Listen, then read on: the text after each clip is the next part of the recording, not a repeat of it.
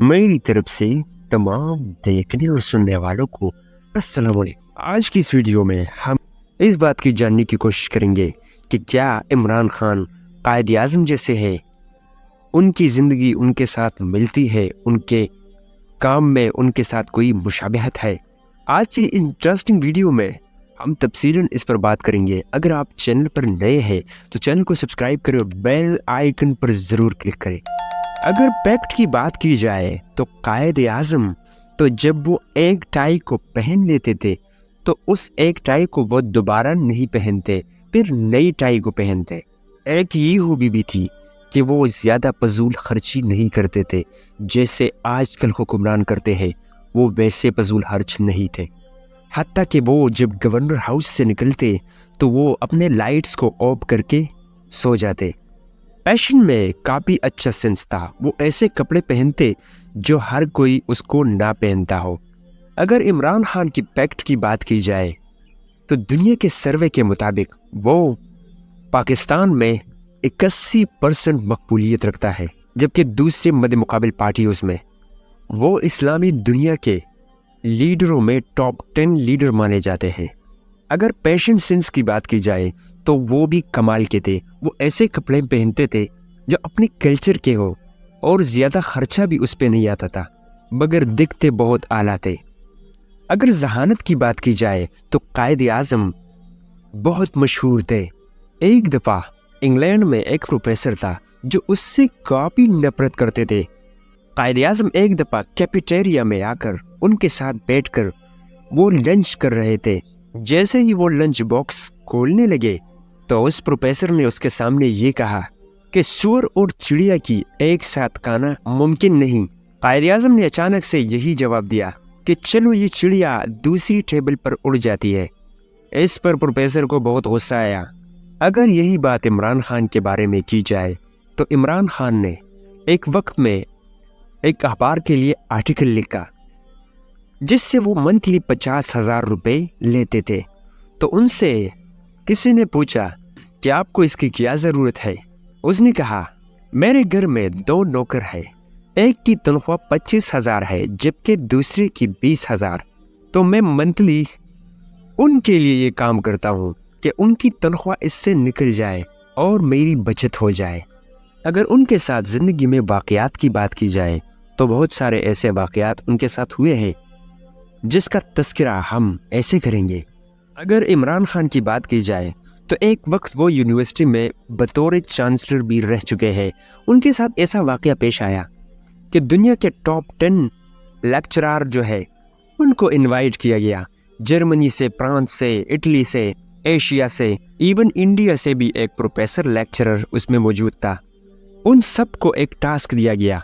उस टास्क को इमरान खान ने कंप्लीट किया।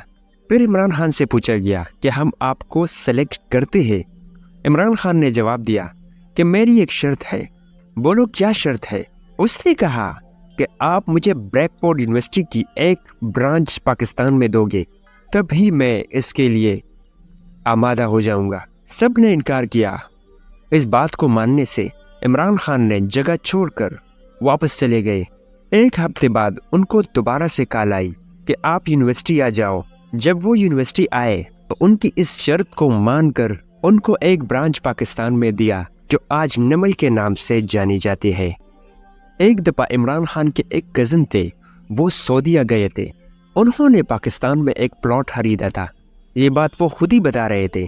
कुछ सालों बाद वो वापस पाकिस्तान चले आए। उसने देखा कि मेरी उस ज़मीन पर किसी ने बड़ा बिल्डिंग बनाया है। जैसे ही वो इंफॉर्मेशन के लिए ताने चले गए, उन पर खुद ही अलग से FIR पहले से दर्ज था। उसने कहा उस कज़न ने मुझसे रिक्वेस्ट किया और वो FIR ख़त्म करवा के उसको रिहाई दिलवाई। इमरान खान के बारे में ये भी मशहूर है कि एक दफ़ा एक अंग्रेज़ उससे मिलने आया। वो बहुत दूर से उनका मेहमान बन के आए थे।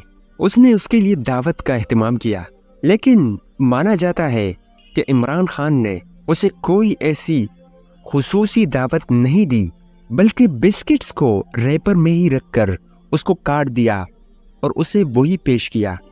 तो इससे ये बात जाहिर होता है कि वो फजूल खर्च नहीं थे। ایک واقعہ عمران خان کے ساتھ یہ بھی پیش آتا ہے۔ جج صاحب نے جب ان کی رہائی کا اور طلاق کا نامہ جاری کیا تو جج صاحب عمران خان سے پوچھنے لگے کہ جمائمہ خان کی آدھی جائیداد 12,000 کروڑ پاؤنڈ تمہارے نام کرنا چاہتی ہے، کیا تمہیں منظور ہے؟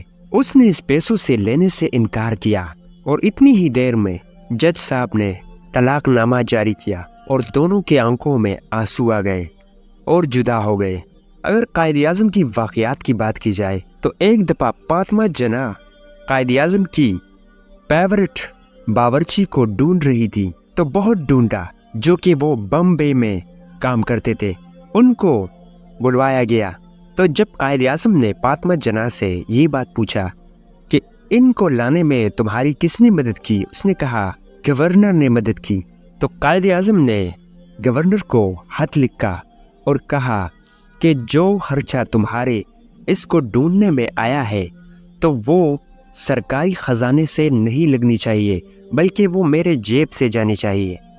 ایک دفعہ وہ ٹرین میں جا رہے تھے، ایک لڑکی آئی اور منتیں کرنے لگی، مجھے اتنے پیسے چاہیے ورنہ میں شور مچا دوں گی کہ اس نے میری عزت کو لوٹا۔ قائد اعظم نے دونوں ہاتھوں کو کانوں پر رکھ دیا اور کہا کہ میں کچھ نہیں سن سکتا، آپ لکھ کر بتائیے۔ اس لڑکی نے جو بات تھی وہ لکھی۔ قائد اعظم نے اس چٹھی کو پولیس کے حوالے کیا اور اس لڑکی کو گرفتار کر کے جیل بھیج دیا۔ قائد اعظم جب بھی گورنر ہاؤس سے نکلتے تو وہ گاڑی میں کسی نہ کسی راہ چلتے کو اپنے ساتھ گاڑی میں بٹھاتے۔ ایک دفعہ کچھ یہ واقعہ پیش آیا، ایک عورت کو گاڑی میں پیچھے بٹھایا، وہ عورت جب رش میں جمع ہو گئی تو اس نے شور مچایا کہ قائد اعظم نے میری عزت کو لوٹا۔ جب لوگ جمع ہو گئے اور ان سے پوچھا کہ آپ نے واقعی میں ایسا کیا تو اس نے کہا میرے ہاتھ میں سگریٹ ہے، اس سے ایک انگارہ بھی نہیں گرا تو میں اس سے ہاتھ کیسے لگا پاتا۔ لوگ حیران ہو گئے، اس لڑکی نے یہ حرکت پیسوں کے لیے ہی کیا تھا۔